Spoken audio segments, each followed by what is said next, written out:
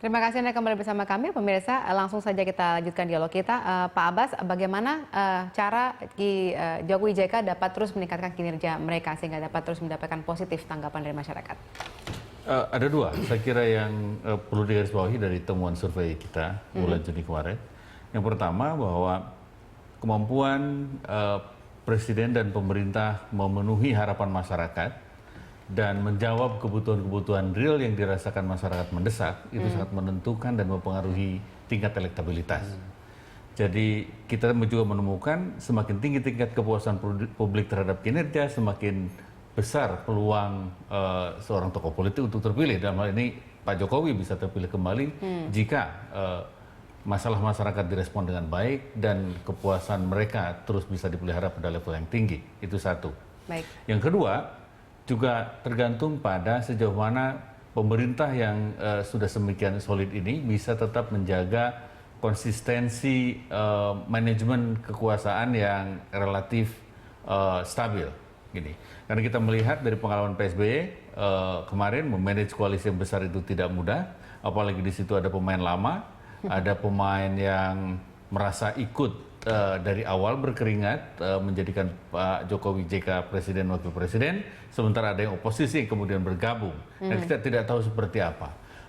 Maksud saya dalam hal kemampuan Pak Jokowi dan JK memanage koalisi yang masuk tidak bersamaan dengan prinsip-prinsip ideologi yang kemungkinan ada perbedaan entah sedikit atau banyak, itu berpotensi menimbulkan friksi di dalam. Jadi sebaiknya itu diperhatikan dengan sangat serius oleh Pak Presiden. Pak Sarif, Anda juga berpendapat yang sama? Ya, pertama sebenarnya Pak Jokowi sudah memiliki modal di dalam hal bagaimana memanage partai-partai politik yang sekarang sudah banyak yang berafiliasi kepada pemerintah.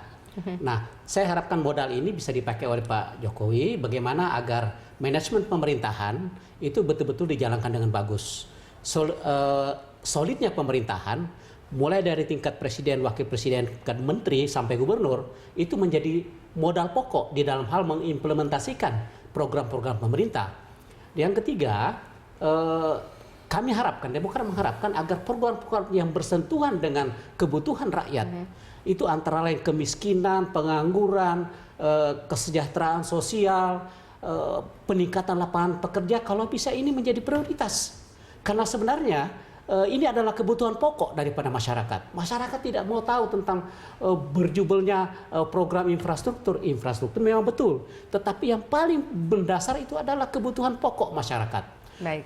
Lapangan pekerjaan yang dibutuhkan oleh masyarakat, peningkatan daya beli masyarakat yang harus ditingkatkan. Baik. Nah, untuk itu jangan betul-betul program pemerintah harus orientasinya ke sana. Baik, kita lihat ya, apalagi dalam waktu dekat kabarnya akan dilaksanakan reshuffle. Pak Andre silahkan ditanggapi, tadi juga ada penelpon menanyakan apakah ini juga salah satu kiat untuk meningkatkan kinerja tersebut supaya lebih tepat sasaran, Pak Andreas? Ya, saya kira ini momentum yang baik buat pemerintah. Tadi kalau kita lihat dari komentar dari kawan-kawan dari hasil survei ini kan momentum yang baik buat pemerintah khususnya Pak Jokowi untuk menjaga